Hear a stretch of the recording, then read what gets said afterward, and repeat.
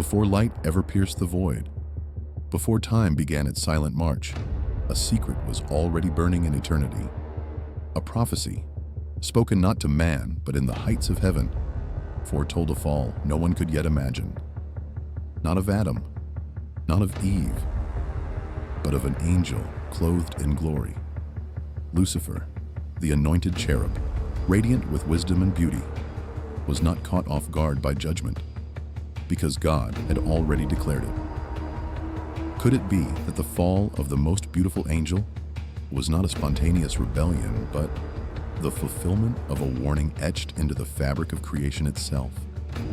Hidden in Scripture is a chilling truth. God may have foretold Lucifer's downfall before the angel was even formed. Before the first morning ever dawned, before stars burned their brilliance into the tapestry of space, before atoms danced and winds breathed across Eden, there was only eternity, silent, infinite, and unshaken. It was in this realm, beyond the grip of time, that the voice of God thundered, with a declaration no creature yet living could comprehend.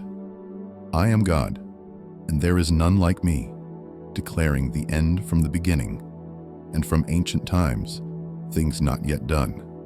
Isaiah 46, 9-10. With those words, a secret was cast like fire into the vastness of the spiritual heavens. A prophecy, ancient and holy, one that would remain hidden until the fullness of time would call it forth. This word was not spoken to man, for man did not yet exist. It was not carved on stone, for no hand had yet touched earth's dust. It was declared in the presence of those who stood before the throne, clothed in light and fire, the angelic hosts, the sons of God who shouted for joy at the foundation of the world. Job 38:7.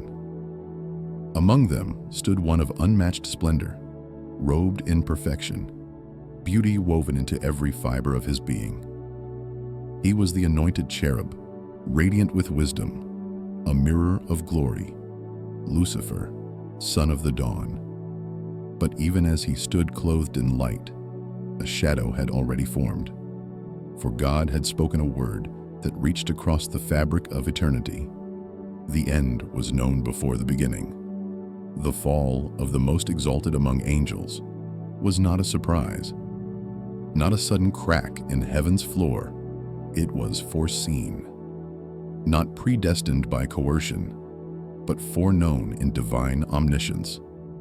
The counsel of God had already encompassed the rebellion before rebellion even existed. In that mysterious council chamber of eternity, where no time ticks and no creature stirs without his will, the Most High had already seen the heart that would one day rise against him. Before Lucifer was formed, God knew him, and in knowing him, he also saw the fire that would kindle within, the spark of pride, the echo of self-exaltation. This did not make God the author of sin, but the author of all history, who in his sovereignty wrote a story so vast that even rebellion would be swallowed in redemption. The heavens trembled, not with fear, but with awe, as the divine utterance pierced the eternal realm. Angels, mighty and holy, beheld mysteries too deep for comprehension. Was it in these moments that the cherubim learned to guard the throne with holy vigilance? Was it then that the seraphim began their endless cry of, "Holy, holy, holy," not merely in worship, but in remembrance of a truth too dangerous to forget, that glory, though pure, can be coveted? Scripture hints that the entire narrative of redemption was set in motion, not after man fell, but long before anything was made. Revelation 13:8 speaks of the Lamb slain from the foundation of the world, indicating that the sacrifice was not a reaction, but a plan already woven into the divine fabric. If the Lamb was prepared before time, then the rebellion that required the Lamb was also foreseen. The mystery deepens. Could it be that the very first divine prophecy was not about man, but about an angel. That before Adam ever drew breath, heaven had already heard a whisper of war, a warning of light turning to darkness. The prophets, centuries later, would echo pieces of this hidden word. Ezekiel would describe the perfection and fall of the anointed cherub. Isaiah would declare the rise of pride in the heart of the morning star. But these were reflections, like shattered glass, catching fragments of a blinding truth once declared in full, far above and long ago. This was not a message sent to earth. It was a warning sent to the heavens, a proclamation to the watchers, to the thrones and dominions, to the principalities and powers that surrounded the throne of glory, that not all would remain as they were, that even among the host of light, one would choose the path of darkness, that a crown would be lifted in pride, and in lifting it, would fall into ruin. And yet, even in foreknowledge, God did not revoke the beauty he gave. He did not withhold the glory, nor the place beside the stones of fire.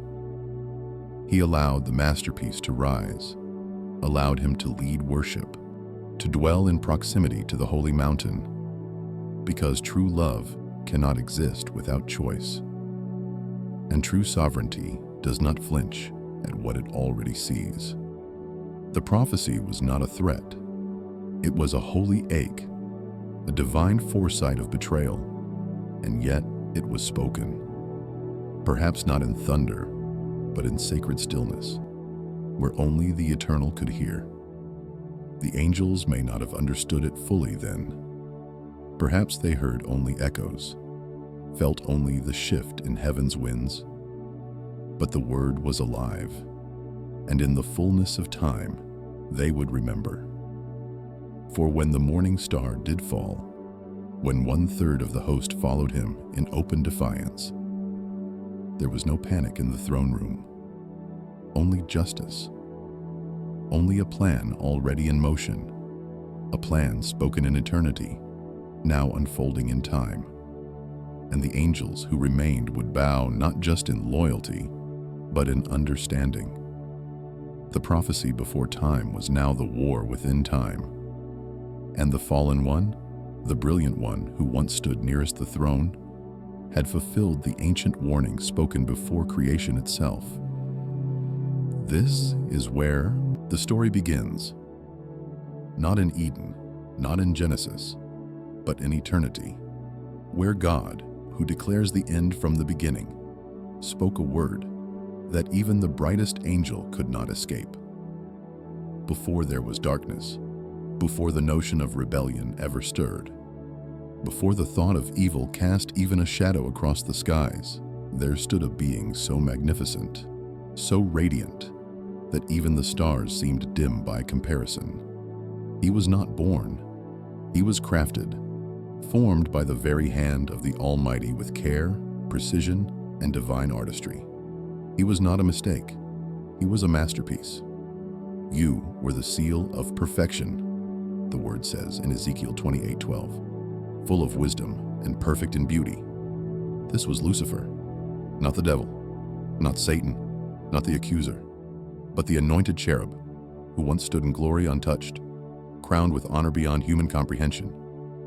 He was adorned with every precious stone: sardius, topaz, diamond, beryl, onyx, jasper, sapphire, emerald, and carbuncle, each jewel reflecting a fragment of heaven's splendor.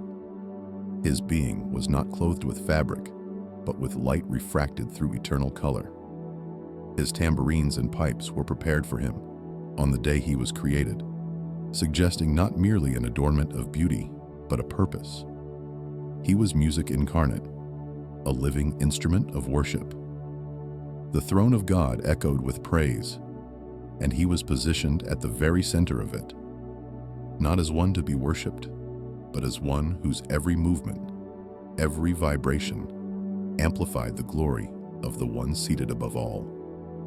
He was the guardian of divine presence, a cherub whose wings did not merely stretch, they covered. To cover, in ancient language, was to protect, to overshadow with holiness, to encircle with reverence. Lucifer's role was not passive. He was entrusted with what no mortal mind can fully grasp: the preservation of heaven's sanctity. He stood at the threshold between the unapproachable light of God and the rest of creation. He was not just close to glory, he was immersed in it. He walked in the holy mountain of God and moved among the stones of fire, not physical stones, but the burning essence of divine purity. These stones were the pavement beneath the throne, the very heartbeat of the celestial court. To move among them was to dwell in the center of holiness, to navigate the realm where the seraphim burn and where the eternal decree is uttered. He was not common among angels. He was not one of many. He was distinct, set apart, lifted high above the ranks of principalities and dominions. If Michael was a general and Gabriel a herald, Lucifer was the priest of light, the embodiment of brilliance and the chief guardian of worship. Heaven had never seen another like him, and perhaps never would again. His wisdom was not learned, it was implanted. His beauty was not acquired, it was bestowed. His authority was not seized, it was granted. All of it by the hand of God, who delighted in his creation. But with greatness comes gravity. The higher the position, the more dangerous the fall. Yet in this moment, before corruption, before pride, Lucifer's existence was pure. He did not yet desire the throne, for he stood in awe before it. He did not yet hunger for worship, for he led the choirs of eternity in directing it. Every breath, every beat, every shimmering glance of his gem-covered form echoed the majesty of the one who made him. He was not competition to God. He was the mirror of God's glory. When angels looked upon him, they saw not his ego but his assignment, and that assignment was divine reflection. This role of reflecting glory is crucial. Lucifer was not the source, he was the vessel. Like the moon that reflects the sun, he bore light that was never his to claim. Yet at that time, there was no confusion. There was only order, harmony, majesty. His being pulsed with divine alignment. He was not merely part of heaven's system. He was central to its function. The beauty he carried was a message to all of creation, that God is infinitely glorious, and that even a created being can shine when positioned near the throne. This is what makes the tragedy so piercing. The higher the mountain, the deeper the valley. Lucifer's original design wasn't tainted. It was perfect, blameless, until iniquity was found in him. But we have not yet reached that turning point. For now, he shines. For now, he dances among flames not as a prisoner, but as a priest. For now, he is the favored one, and the heavens still echo with the resonance of his anointed song. The archangels honored him. The cherubim watched him with reverent awe. The seraphim heard his harmonies and responded with fire. In the divine economy of heaven, Lucifer was not just an officer, he was a symbol, a sign that God does not withhold glory from his creation, that beauty, brilliance, and authority can be given to a creature without diminishing the Creator, and that trust can be placed in even the most exalted of beings. God did not hide his throne behind terror or veil it in wrath. He placed a guardian there, a servant of splendor, a covering cherub who understood what he was covering. Every wing he extended was a statement. Holiness must be preserved. Every jewel that adorned him was a testimony. Purity can dwell near power. Every sound he produced was a declaration. Worship belongs to God alone. This was Lucifer's first purpose. This was his high calling. He did not fall because he was made flawed. He fell because a flawless being dared to gaze into the mirror of his own glory for too long. But that moment lies ahead. For now, the creation of Lucifer stands as a breathtaking revelation of what God can fashion when he chooses to display not wrath, not judgment, but radiant trust. Lucifer was not created to fall. He was created to reflect. He was not made to oppose the throne. He was anointed to guard it. And in this sacred role, he reveals a mystery that stretches beyond angelic beauty. The mystery that even perfection must choose humility, and that even in heaven, free will burns bright. The anointed cherub had everything: wisdom, beauty, authority, purpose. And in that brilliance, he stood not as a warning, but as a wonder. A living flame among stones of fire, crowned with favor, carrying a glory not his own. The words of Ezekiel's vision stand like thunder engraved in Scripture, not only recounting what Lucifer once was, but whispering what heaven already knew, long before the first crack appeared in the heart of the anointed cherub. For when the prophet declared, "You were blameless in your ways from the day you were created, until iniquity was found in you," he was not simply describing a before and after. He was unveiling a divine threshold, a boundary in eternity where foreknowledge and free will met in perfect tension, a moment heaven had anticipated even as it hoped never to witness it. The language is surgical. The word "until" is a line drawn through eternity, a hinge upon which the destiny of an angel and the unfolding of cosmic history would turn. It implies timing, not chaos; foresight, not surprise. A door was opened, not accidentally, but inevitably. Not because God willed Lucifer's fall, but because God, who sees the end from the beginning, understood that the beauty he bestowed, the authority he granted, and the proximity to glory he allowed would one day become the very soil in which pride could take root. God did not create pride, but he created a being whose greatness would give pride soil to grow, if ever the heart chose self over surrender.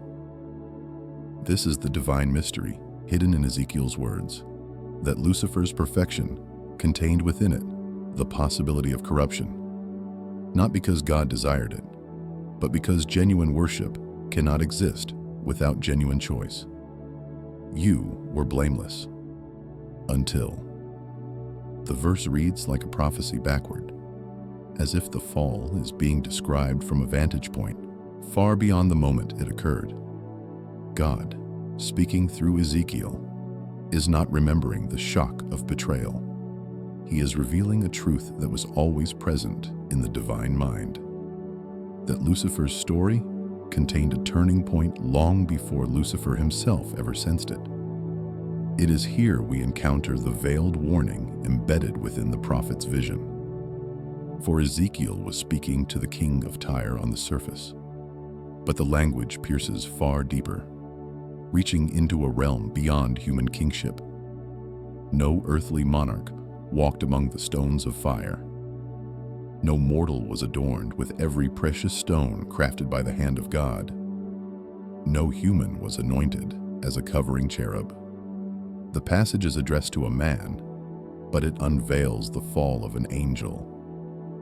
And in that unveiling comes a cryptic revelation, a sense that Lucifer's fall was not a random rebellion erupting in an otherwise perfect heaven, but an anticipated inflection point in the spiritual timeline, a moment God foresaw without ever forcing.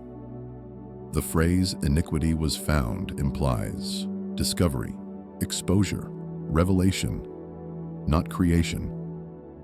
Iniquity was not planted in him by God. It was uncovered when Lucifer allowed admiration for the glory he carried to become desire for the glory that was never his to claim. Heaven did not look on in confusion. Heaven looked on in recognition. The moment had come, the one encapsulated in the divine until. This raises a profound question. If God knew the exact moment corruption would sprout in Lucifer's heart, why create him with such exalted beauty and power in the first place? The answer lies not in limitation, but in love. Love gives freely. Love withholds nothing. Love does not create lesser beings out of fear they might misuse greatness. Lucifer's splendor was not a divine mistake. It was divine generosity. His brilliance was not an oversight. It was intentional. His exalted rank was not dangerous. It was glorious. But glory, when held by a created being, demands humility to remain pure. God foresaw the danger, yet he still gave the gift, because love always allows freedom. Ezekiel's vision reveals that the Most High understood exactly how Lucifer's story could unfold, and yet he chose to create him perfect, beautiful, powerful, free. The divine until was not a trap. It was a truth that even the most radiant creation must choose submission if it wishes to remain in light. Some theologians miss this nuance and assume foreknowledge means determination. But foreknowledge is not causation. God saw the fall before it happened, for the same reason a mountaintop sees both the valley and the cliffside from above. Because eternity is not walked moment by moment, but viewed in fullness. God exists outside the timeline he created. Yesterday and tomorrow stand before him simultaneously. What shocks creation never shocks the Creator. Thus, when Lucifer fell, heaven did not tremble in confusion. It trembled in fulfillment. The threshold God had spoken in eternity, the until, had arrived. Lucifer crossed the line where admiration of God became admiration of self, and from that inward gaze, the seed of rebellion blossomed. Angels, though glorious, are not omniscient. They do not see what God sees. But the divine council, the morning stars, the watchers, may have sensed fragments of that prophecy woven into the fabric of creation. Perhaps they saw the extraordinary beauty of Lucifer and wondered why one angel was granted so much. Perhaps they heard God's declarations about the end and did not understand that one among them would become a vessel through which the depths of God's justice and mercy would be revealed. Ezekiel's warning was not a rebuke retroactively applied. It was a window into the heavenly records, a revelation of what had always been true behind the veil, that Lucifer's fall was foreseen, not forced, anticipated, not orchestrated, woven into the divine timeline without becoming the desire of the divine heart. For God takes no pleasure in the death of the wicked, nor in the fall of an angel, but he permits freedom even when freedom walks toward fire. This turns Lucifer's fall into something far more profound than a celestial misfortune or an act of random defiance. It becomes an interruption in heaven's harmony that heaven already had the remedy for. A fracture that did not surprise the architect. A rebellion that did not destabilize the throne. The hidden judgment in Ezekiel's words is this: Lucifer's fall was never outside God's sight. It was foreknown, though not fated. Predicted, though not predestined. Permitted, though never desired. Heaven had a timeline, and the fall of the brightest angel was one of its turning points, a pivot upon which the drama of redemption would swing. Without Lucifer's rebellion, there would be no contrast by which God's mercy could shine so brightly. Without betrayal, there would be no stage for sacrificial love. Without pride, there would be no revelation of humility incarnate. Lucifer's fall was not good, but God, who foreknew it, would transform even that darkness into the backdrop for the greatest light creation would ever behold. Thus, Ezekiel's vision is not merely biography, it is prophecy. It is not simply recounting the past, it is revealing the architecture of eternity. And within its veiled warning lies one unshakable truth. Nothing in heaven or earth ever takes God by surprise, not even the fall of the one who once walked among the stones of fire. Before the waters were gathered, before the sky was stretched out like a tent, before the Spirit hovered over the deep, there was sound. Not the sound of wind or thunder or any earthly voice, but the sound of celestial rejoicing, a chorus rising from the heights of eternity. Job 38:7 testifies to this mystery. When the morning stars sang together, and all the sons of God shouted for joy. This verse reveals a realm predating Eden, a dimension more ancient than human thought, where beings of light and fire assembled not as myths, but as ministers, real, sentient, radiant entities who surrounded the throne of the Most High. They were the sons of God, the heavenly host, the watchers, the firstborn of the unseen creation. They did not evolve. They were summoned into existence by divine decree, each one formed with intentionality, order, and spiritual authority. And they were not passive spectators of creation. They were participants in its unveiling, witnesses of divine power, and guardians of sacred mysteries. Among them, there was structure, not chaos, hierarchies, not randomness. Thrones, dominions, principalities, and powers, as Paul would later write, already existed long before Adam opened his eyes to the light. In the book of Daniel, we glimpse this celestial governance in the form of watchers, holy ones who descend from heaven with declarations not of their own, but of the Most High. And in Psalm 82, we are confronted with the chilling phrase, God stands in the congregation of the mighty. He judges among the gods.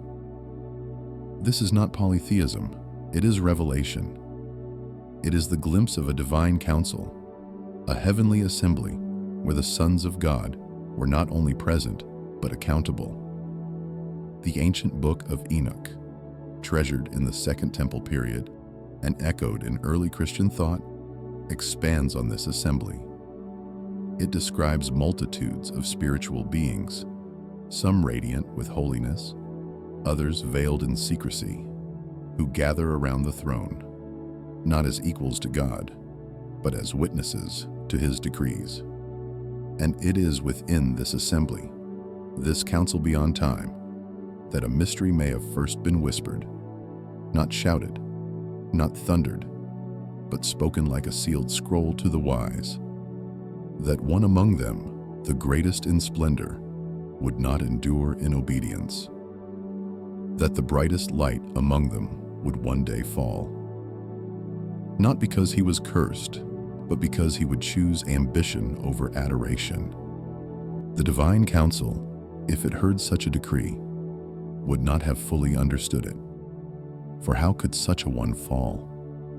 How could the anointed cherub, the one who reflected the glory of the Most High, who moved among the stones of fire, who led the procession of praise, ever desire anything beyond what he already possessed? And yet, divine wisdom speaks in riddles the created mind cannot fully grasp. Perhaps the angels heard the decree and did not recognize its subject. Perhaps they searched one another's countenances, wondering, is it I? Or perhaps they simply bowed their heads in reverence, understanding only that the will of the Most High is perfect, even when veiled. This moment, this cosmic foretelling, is not described in a single verse, but it echoes across the pages of Scripture. In Revelation 12, when war breaks out in heaven, the language is not that of surprise, but of culmination. And there was war in heaven. Michael and his angels fought against the dragon. A war implies long-standing tension. A war implies sides, choices, alignment.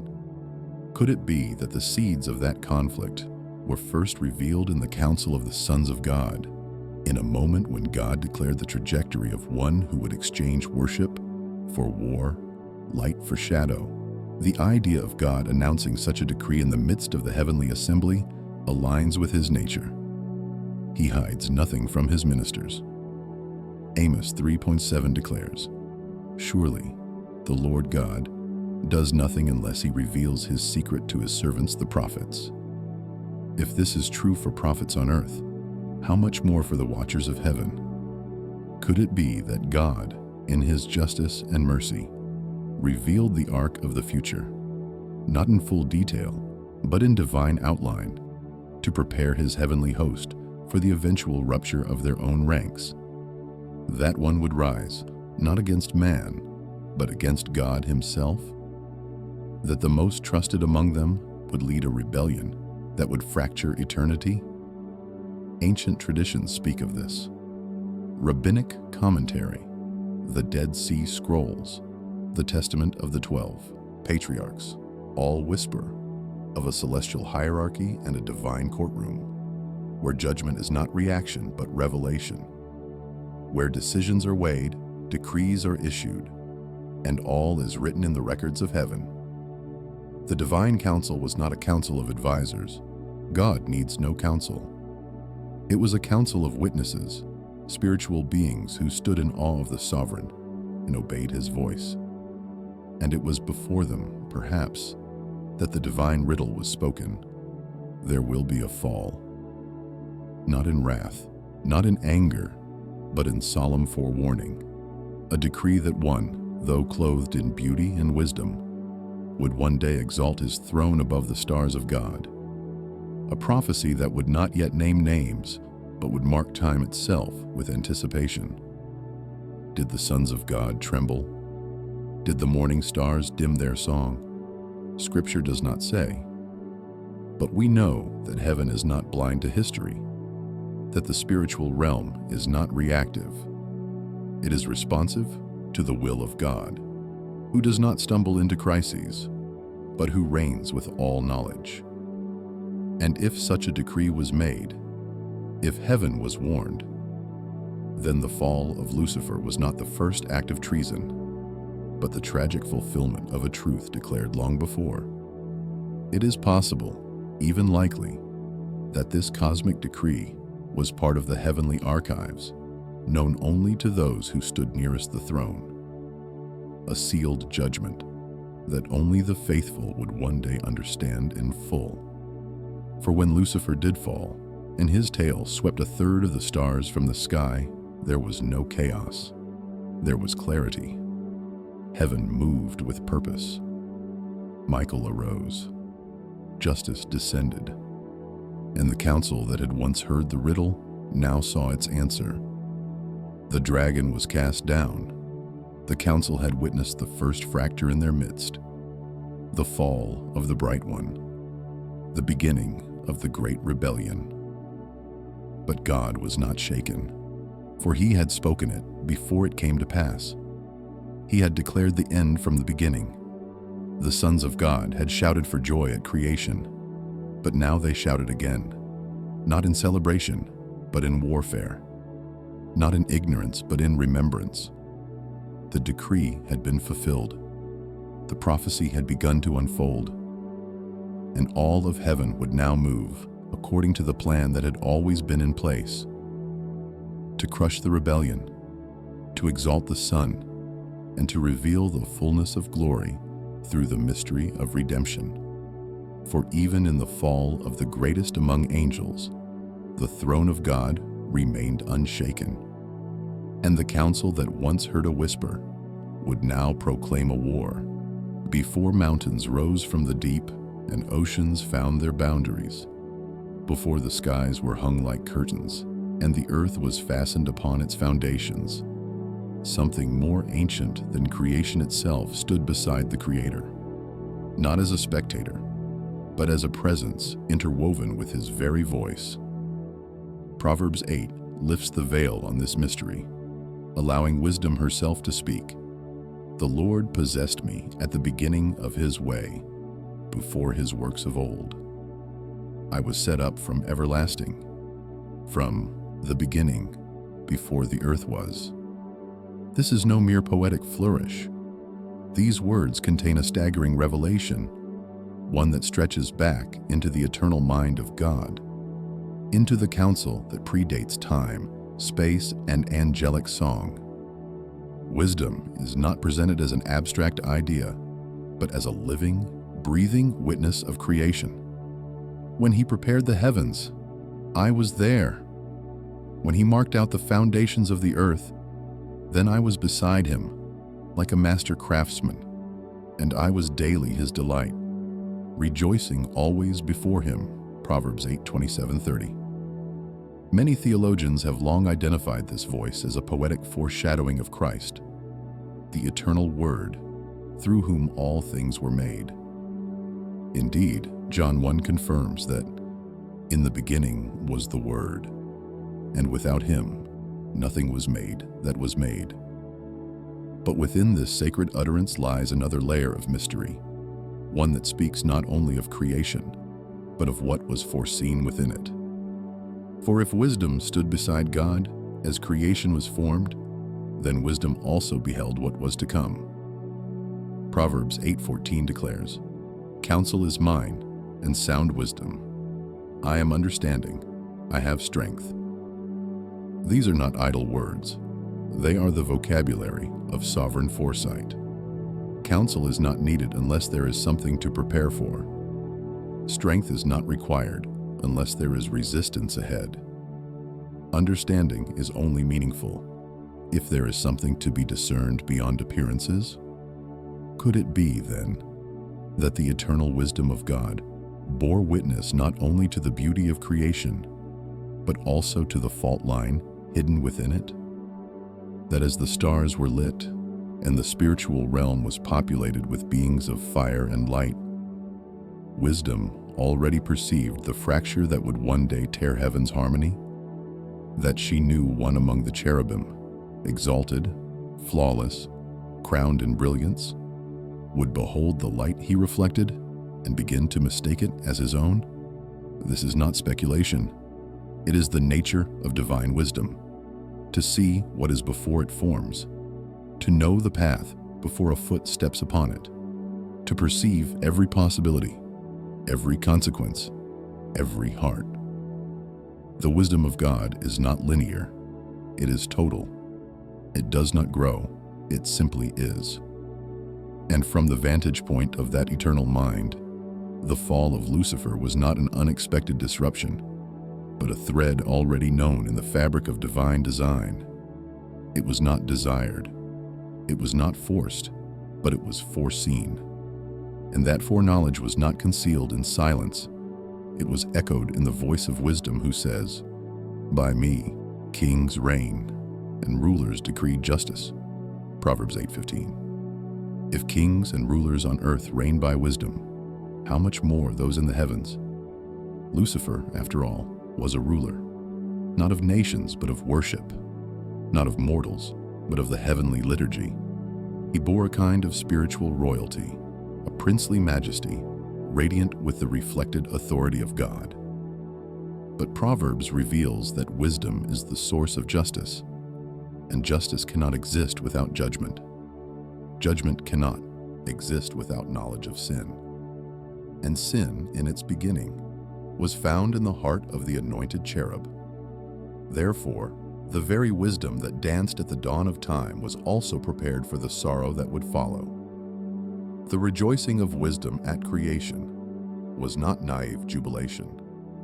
It was the celebration of a design so perfect that it could absorb rebellion without being overthrown. Wisdom knew that beauty could be corrupted, that glory could be coveted, that free will, given to even the most exalted beings, could be turned inward.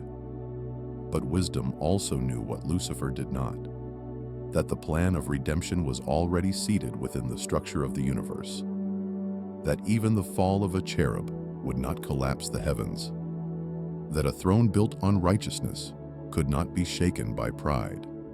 This is the hidden awe of Proverbs 8. It is not simply a hymn to wisdom. It is a declaration that wisdom saw the serpent before Eden. That wisdom recognized the dragon while he was still a morning star. That wisdom wept for the one who would lose everything, for the illusion of becoming like the Most High. The implication is staggering. When God created Lucifer, he did not do so in ignorance. He crafted him with full knowledge of what would come. The emeralds and sapphires, the pipes and timbrels, the anointing that placed him in the holy mountain, none of these were accidents. They were given by a God who understood that even if this one would fall, the fullness of his justice and mercy would shine all the brighter because of it. For wisdom is not afraid of risk when the end is already assured. The fall of Lucifer is not a flaw in God's design. It is a dark prelude to the brightest of symphonies, a rebellion that only makes the restoration more glorious. The very next chapter of Proverbs begins with these words: "The fear of the Lord is the beginning of wisdom." And what was Lucifer's first sin, if not the loss of that fear? He ceased to tremble. He ceased to behold. He ceased to reflect. And in that moment, wisdom was forsaken. The one who once stood beside the fountain of understanding became a cautionary tale for every realm. His fall was not simply rebellion. It was the abandonment of wisdom herself. Yet still, wisdom remains. She still calls in the streets. She still cries out at the gates. She still invites all who will hear. "Blessed is the man who listens to me, watching daily at my gates. For whoever finds me finds life and obtains favor from the Lord." But Lucifer found neither life nor favor. He found exile, because he chose self over submission, glory over guidance. And in doing so, he fell from the very presence of wisdom he once served. But make no mistake, she saw it coming, and in seeing, she remained unmoved. For divine wisdom never sleeps, never fails, never fears. She stood at the birth of time. She beheld the first fall, and she will stand again at the end when all things are restored, and the final judgment confirms what she already knew: that the throne is eternal, the sun is victorious, and no darkness, no matter how radiant it once was, can outshine the light of divine understanding. Long before Adam drew his first breath, before dust was molded into flesh and divine breath lit the spark of human soul, there was another Eden, a place of impossible beauty and unapproachable holiness, not nestled in Mesopotamian soil, but exalted in celestial realms. Ezekiel 28 calls it the Eden, the garden of God. And this Eden was no earthly paradise. This was the heavenly prototype, the original sanctuary, woven into the heights of heaven where fire and glory walked hand in hand. It was here, in this higher Eden, that Lucifer stood, not as a stranger or intruder, but as one appointed. He did not stumble into Eden by accident. He was stationed there by divine ordination. You were in Eden, the garden of God. You were anointed as a guardian cherub. For so I ordained you, the prophet writes.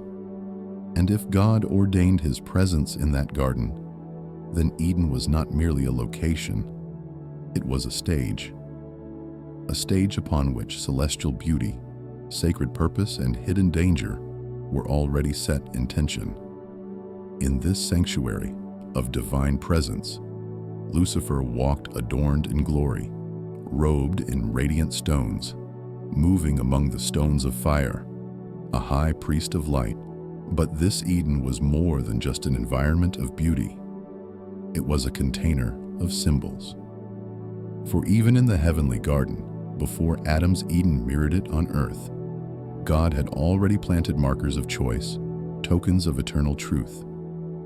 Chief among them were two trees, archetypes of spiritual reality, possibly existing in both realms: the tree of life, and the tree of the knowledge of good and evil. These trees were not biological anomalies.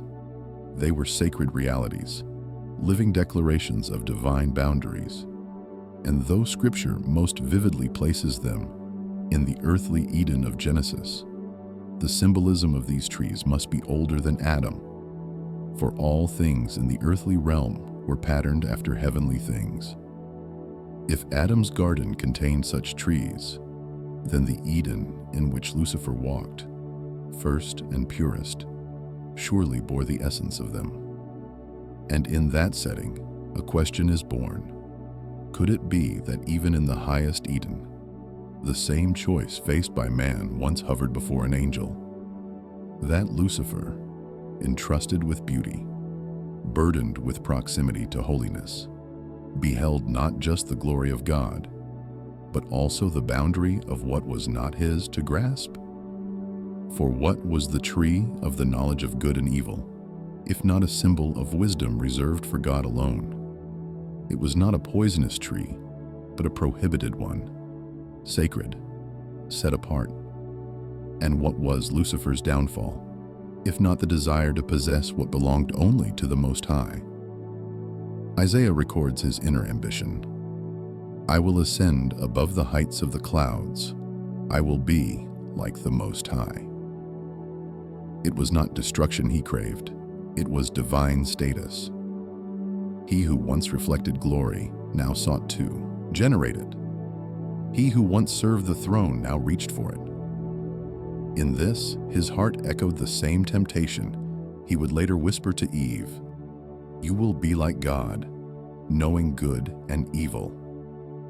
Could it be that Lucifer's sin was not only rebellion, but the first violation of sacred wisdom? That he, too, reached toward a forbidden knowledge in the celestial garden, longing not for truth, but for autonomy? The design of Eden, then, becomes more than a garden. It becomes a cosmic parable, a mirror of choices made in both heaven and earth. Lucifer's fall was not a spontaneous outburst of pride, but a long gaze into the knowledge that was not his to own. Perhaps he stood near the symbol of that knowledge in the celestial Eden and saw what was reserved for God alone: perfect justice, limitless power, the origin of all wisdom, and thought, why not me? After all, was he not beautiful? Was he not wise? Did not all light pass through him? Was he not already near the throne? The boundary blurred, and the holy ache to worship became the unholy hunger to rule. And so, in that sacred place of beauty and holiness, the first fracture formed, not with thunder, but with desire. A silent inward fall, veiled in splendor. There were no witnesses, only echoes. The stones of fire remained untouched, but something within the guardian shifted. He who had covered the throne with his wings now covered ambition within his heart. Eden, which had once crowned him in light, now stood as the place of his undoing. And yet, the judgment did not fall immediately. God, in his mercy, does not strike the instant sin is conceived. Instead, he allows the fruit to ripen. Lucifer, even in his concealed iniquity, continued to walk among the holy places. But heaven watched, and the prophecy whispered long ago began to stir. When Lucifer fell, he did not fall from geography. He fell from grace. He lost not location, but favor. And the earthly Eden that would come later, given to Adam, would become the battleground of that same cosmic desire. The serpent would return, not as a newcomer, but as one who had once walked in a higher Eden. He knew the design. He knew the symbolism. He knew the power of forbidden knowledge, because he had once reached for it. And so he offered it again, not with force, but with suggestion, not with lies, but with distorted truths. God knows that when you eat of it, your eyes will be opened.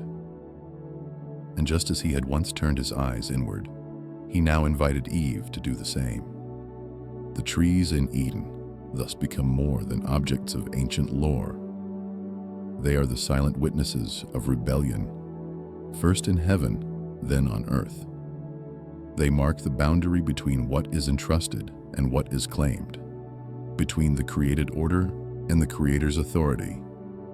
Lucifer was not tempted by lust or rage. He was tempted by the illusion of sovereignty, the knowledge that does not belong to creatures, the wisdom that is holy because it is reserved. And just as he was cast out of the heavenly Eden, so Adam and Eve would be cast out of the earthly one, not merely as punishment, but as consequence, because unholy ambition always leads to separation.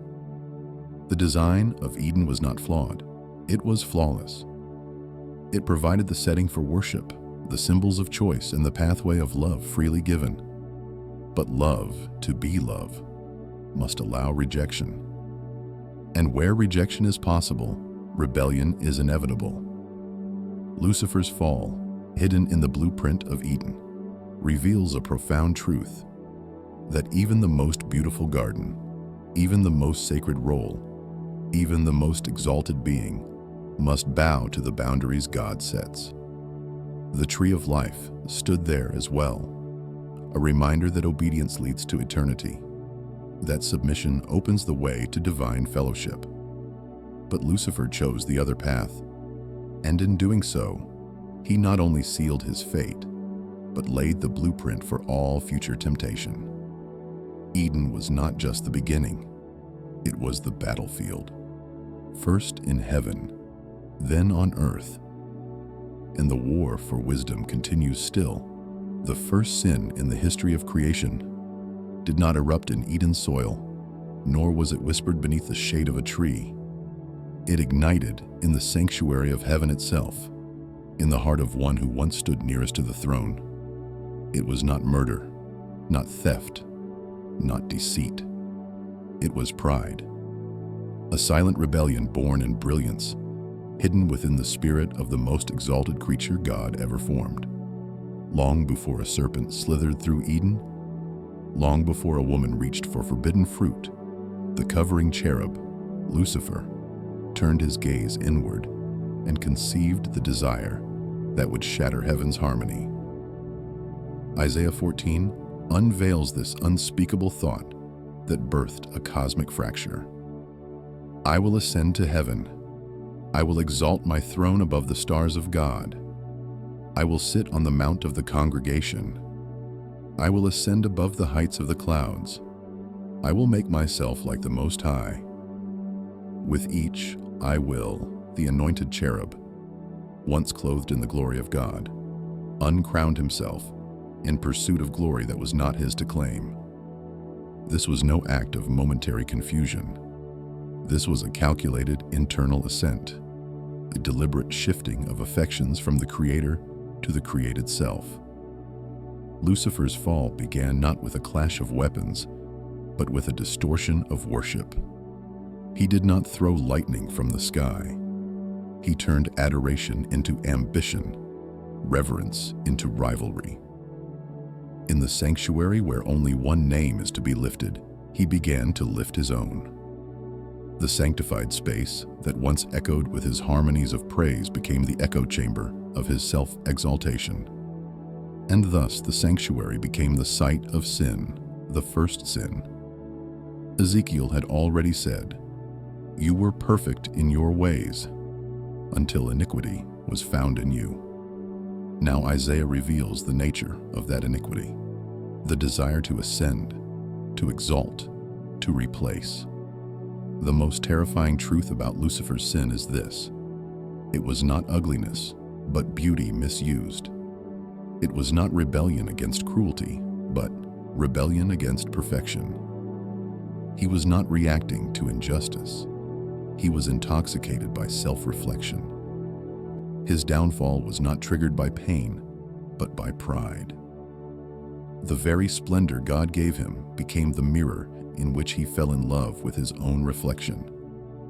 And when he looked at his light, he forgot its source. But heaven does not tolerate dual thrones. God, whose glory cannot be shared, saw the shadow forming in the heart of the cherub who once covered his holiness. And though judgment was not immediate, the boundary had been crossed. Revelation 12:4 cryptically recounts that the dragon's tail swept a third of the stars from the sky and flung them to the earth. A poetic yet chilling reference to a third of the angels who followed Lucifer in his pride-born rebellion. This was not merely defiance, it was war.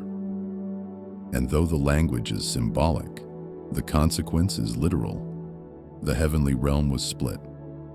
War in heaven is not a metaphor. It is the spiritual history of the first fracture in eternity. The stars, angelic hosts, were not passive bystanders. Some chose allegiance to the one who promised exaltation through independence. They believed the lie that you could rise higher by breaking away from the source of glory. And in that belief, they fell. The war that broke out in heaven was not fought with swords forged in iron, but with allegiance, loyalty, worship. It was a battle of wills, Lucifer's against God's, and the dividing line was the throne itself. Michael and his angels rose to defend the holiness of heaven, and Lucifer, now transformed from bearer of light to accuser, was cast out. The first sin, the first war, the first judgment, it all unfolded before humanity ever breathed. The narrative of redemption, then, does not begin with Adam. It begins with a cosmic rebellion that demanded a cosmic response. For sin had already entered the created order before man ever failed. And if sin began in heaven, then salvation must touch heaven and earth alike. It is here, standing on this precipice of understanding, that we pause to reflect. Before we continue, if this content has blessed your life, like, comment, and share. Subscribe to the channel, and if you would like to bless the channel, click the Super Thanks button and leave an offering of any amount or become a member. That way, we can continue investing in research and improvements to bless your life even more. Now, we return to the mystery of what God had already prepared. For God, who sees the end from the beginning, was not caught off guard by Lucifer's ambition. He did not scramble for a solution. He did not panic. He already had an answer, not just for the angels who fell, but for the humans who would later stumble. The Lamb was already slain from the foundation of the world. The plan of redemption had already been conceived in the mind of God, not as a last resort, but as the greatest revelation of his love. Lucifer's rebellion was not the breaking of God's sovereignty. It was the stage upon which that sovereignty would shine all the brighter. And in that divine foresight, we see the glory of a God who does not simply react to evil, but overcomes it. A God who allows freedom, even when that freedom wounds. A God who permits rebellion, not because he is weak, but because he is patient. A God who, before anything fell, already had a plan to lift it again. The first sin was not on earth, it was in heaven, but so too was the first promise, that one would come, not to ascend like Lucifer in pride, but to descend in humility, not to exalt himself above the stars, but to be born beneath them, and that through this humble descent, the throne would never be threatened again. Lucifer reached for God's place and fell. Christ emptied himself of God's place and rose. One was cast down, the other was lifted up. One said, "I will ascend." The other said, "Not my will." And in this eternal contrast, the mystery of heaven's first war becomes the revelation of earth's only hope. Before sin ever whispered in a heart, before a single angel fell from grace, or a single man reached for forbidden fruit, before light itself fractured darkness, or stars adorned the sky, There was already blood in the mind of God. Not blood of wrath, but blood of mercy, preordained, eternal, incorruptible. Revelation 13:8 does not merely say that Christ died. It says he was the Lamb slain from the foundation of the world. This phrase is not symbolic hyperbole. It is a thunderclap of theological reality.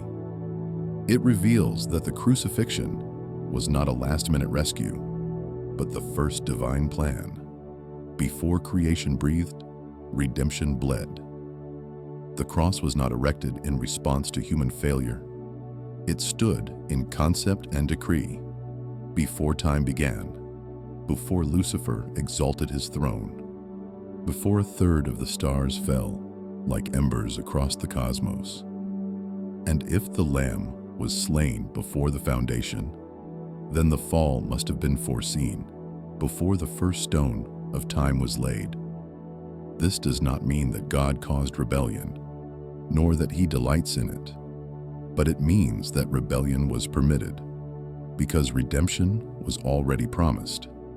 In the eternal counsel of the triune God, before the ages turned their wheels, before angels were appointed, before Eden was sown into the earth, a covenant was formed, not with man, not with creation, but within the Godhead itself.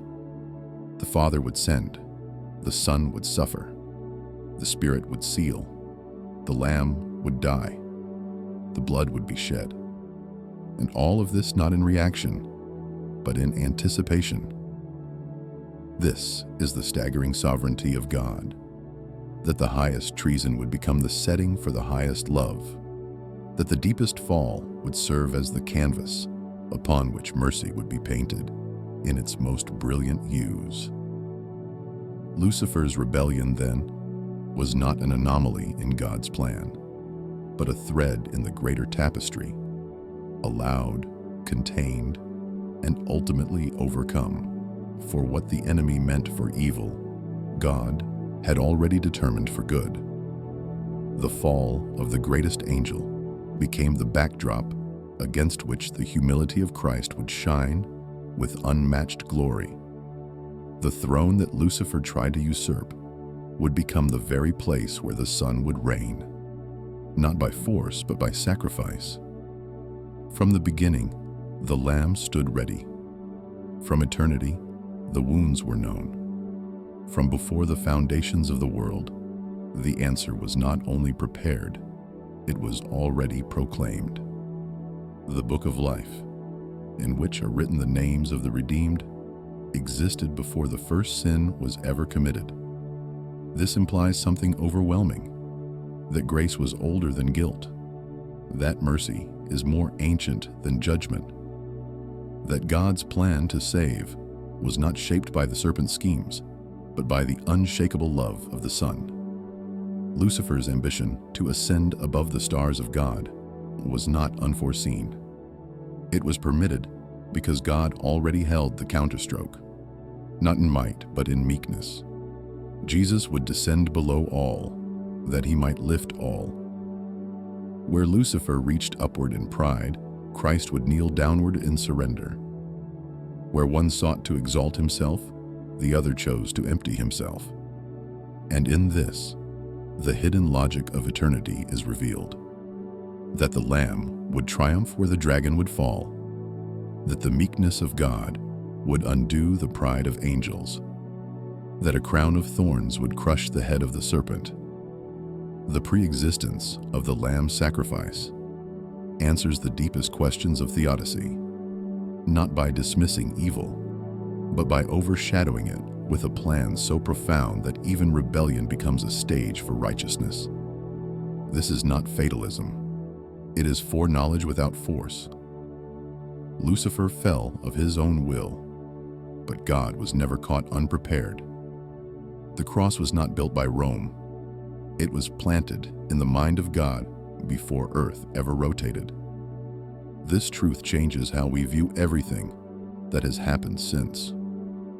The war in heaven, the fall in Eden, the suffering of Job, the cries of the prophets, the silence of God during dark nights of history. All of it pulses beneath the shadow of a lamb, slain from before the beginning. And this lamb, this Jesus, is not a passive victim. He is the author of redemption, the eternal Logos, the Word made flesh, who dwelt among us in time, but who was already reigning in eternity. When Lucifer fell, Jesus was already poised to rise. When sin entered creation, the blood had already been assigned to cleanse it. The timing of the cross in human history is not its beginning. It is its manifestation. Its beginning is in eternity, when the Son said yes to the mission before the world was spoken into motion. And if Jesus was willing to be slain before the first sin, then that means our value was determined before our failure. It means God saw the worst and gave his best anyway. He saw the rebellion of angels, the betrayal of man, the crucifixion of his own Son, and still he created. Still he said, "Let there be light." Because his love was not reactive. It was creative. It formed a plan in the face of foreseen sorrow and birthed salvation, not out of panic, but out of purpose. The Lamb, slain before the foundation, means the gospel is not a footnote. It is the foundation. Everything that exists rests upon it. The stars hang on its promise. The angels marvel at its wisdom. The demons tremble before its power, and the redeemed sing of its glory. It is the plan older than time, the answer older than sin, the victory older than war. And when the dust of rebellion settles, when the final enemy is cast into the lake of fire, when the accuser is silenced, and the saints shine like the sun in the kingdom of their Father, it will be the Lamb, wounded yet reigning, who stands at the center, proving that nothing has ever been outside his rule. Not Lucifer, not sin, not death. All of it was foreseen. All of it has been overcome. For the Lamb, who was slain from the foundation of the world, now lives forevermore. What if the darkest act in the history of heaven was never outside the reach of divine purpose, but instead became the very canvas upon which God chose to paint the fullest revelation of his glory? What if Lucifer's rebellion, as treacherous and tragic as it was, did not unravel the sovereignty of God, but unveiled it in a way that could never have been seen otherwise? What if the fall of the brightest angel became the key that unlocked the stage for the greatest story ever told? The story not just of power, but of mercy, not just of judgment, but of grace, not just of creation, but of redemption. Scripture does not shy away from such tension. In Romans 9, Paul speaks of vessels of wrath and vessels of mercy, both prepared for the revelation of God's character. What if God, wanting to show his wrath and to make his power known, endured with much long-suffering the vessels of wrath prepared for destruction, and that he might make known the riches of his glory on the vessels of mercy, which he had prepared beforehand for glory? Romans 9:22-23. These words echo like thunder in the backdrop of Lucifer's fall. For in that moment, when the anointed cherub turned his eyes inward, when he said in his heart, "I will ascend," he did more than incite rebellion. He became the first vessel of wrath, not because God created him for destruction, but because in exalting himself, he chose the path that would ultimately display God's justice in full. Yet the story does not end in wrath. It ascends into mercy. For the rebellion of Lucifer opened the stage not only for judgment, but for redemption. If no one had fallen, then mercy would have remained a concept, a dormant truth unexpressed. But because sin entered creation, first through an angel, then through man, mercy could now descend, embodied not in decree, but in a person, Jesus. The fall of Lucifer did not diminish God's glory, it magnified it. because now glory would not only be seen in creation's majesty, but in the cross's humility. Before the rebellion, God was known as Creator. After it, He would be known as Redeemer. Before pride, angels worshipped from awe. After grace, men would worship from love. This is why Peter writes that angels long to look into these things. 1 Peter 1:12. They have seen God's holiness. They have seen His power. They have seen His justice. But they have not tasted His mercy the way humanity has. Lucifer's rebellion brought justice. Mankind's rebellion brought grace. And in both, the sun was lifted up, not just as the radiance of divine power, but as the radiance of divine compassion. Heaven saw a third of its stars fall, but earth saw the morning star rise. Lucifer fell by seeking to ascend.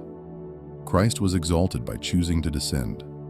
One reached for glory and was cast down. The other laid aside glory and was crowned forever. This paradox is the gospel's heartbeat. That God allowed rebellion not to ruin the story, but to reveal a deeper chapter. That sin did not dethrone Him. It defined the backdrop against which His love would shine. Without Lucifer's pride, the humility of Christ might have remained unseen. Without the dragon's accusation, the Lamb's intercession would have never been necessary. But now, every angel knows that God is not only holy, He is merciful. Every demon knows that God is not only sovereign, He is victorious. And every saint knows that God is not only judge, He is Father. The fall of Lucifer, then, is not just a warning. It is a mirror. It shows us what happens when creation seeks to eclipse the Creator. But more than that, it is a backdrop, a dark sky against which the brilliance of redemption shines like the sun. It reminds us that God is never undone, that even in rebellion, He writes redemption, that even in pride, He plants the seed of humility, that even in the fall, He sets the stage for the Son to be revealed as more than worthy. For it was not enough for Christ to be worshipped as Creator. He would be adored as Savior. The angels worshipped in glory, but the redeemed worship in gratitude. And that is the greater song. Lucifer's fall, terrible as it was, could not stop that song. In fact, it made the song possible.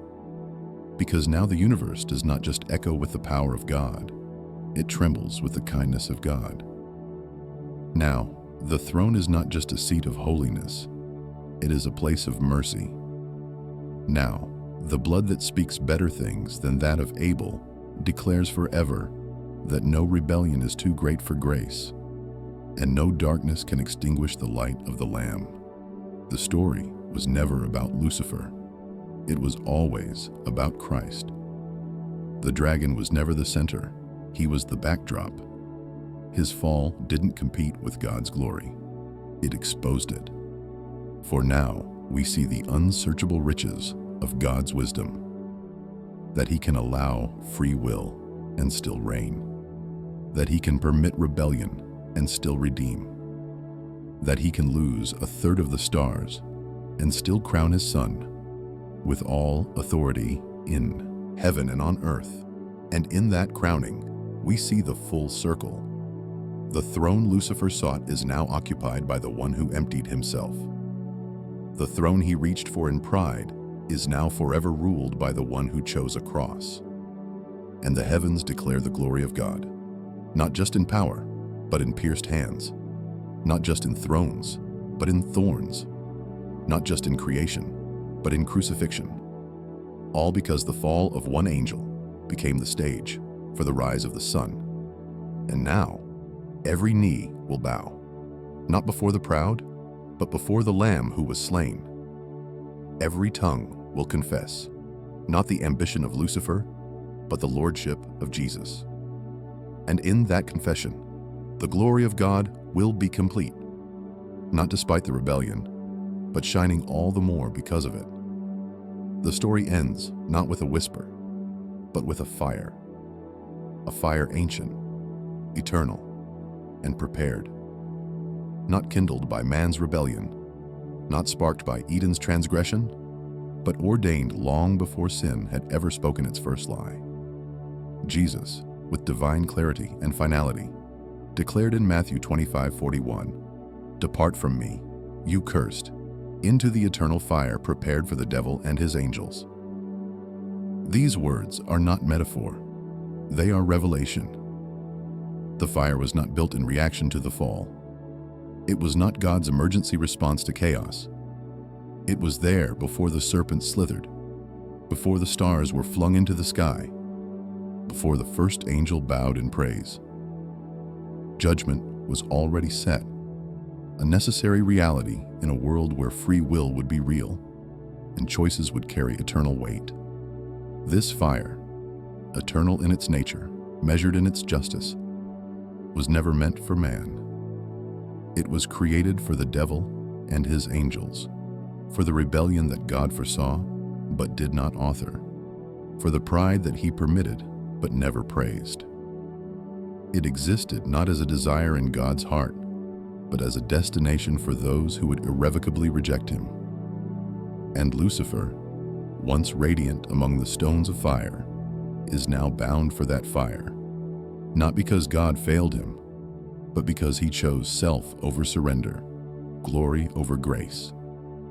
Yet even in that coming judgment, we see the deepest mystery, that God, who knew the end from the beginning, still created him beautiful, still adorned him with every precious stone, still allowed him to walk in Eden, still anointed him as a covering cherub, still gave him access to the holy mountain, still let him sing the first songs of heaven's worship. God did not restrain his generosity. He did not withhold glory. He gave freely, fully, knowing what would come. And not only did he create him beautiful, he gave him choice. He gave him time. He did not strike him down the moment pride was conceived. He did not cast him out at the first flicker of ambition.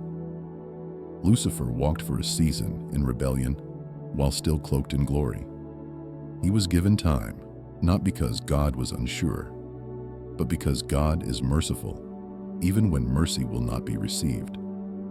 The patience of God is not weakness. It is the echo of a love so profound that it endures even as it is rejected. And herein lies the final revelation, the truth that stands when all other truths fall away, that God's justice is perfect, but his love is greater still. He did not create hell because he delights in punishment. He created it because love must protect what is holy, because righteousness demands boundaries, because heaven cannot be what it is if rebellion is permitted to abide forever. The eternal fire is not a divine temper tantrum. It is the final defense of divine holiness. It is the place where all that opposes love must go when love is fully unveiled. It is where Lucifer will go, not as a victim, but as one who saw the face of God and chose war. And it is there his angels will follow, not as prisoners, but as rebels who saw the light and preferred the shadow. But even as we behold this fire, we must remember the throne. For seated upon it is not only the judge, it is the Lamb, the one who bore the wrath so we would not have to, the one who descended to hell so we might ascend to heaven, the one who endured the fire so we could be spared it. The same fire that was prepared for the devil was tasted by the Son, so that humanity, though tempted by the same pride, could find a different end. This is the scandal of grace, that while Lucifer is judged for exalting himself, we are redeemed by one who humbled himself. That while angels fell from light into darkness, man, formed from dust, can rise into glory. Not because we are better, but because God is good, because he does not abandon his creation, even when it falls, because he does not write tragedies without redemption. The fall of Lucifer reveals the justice of God, but the cross of Christ reveals his love.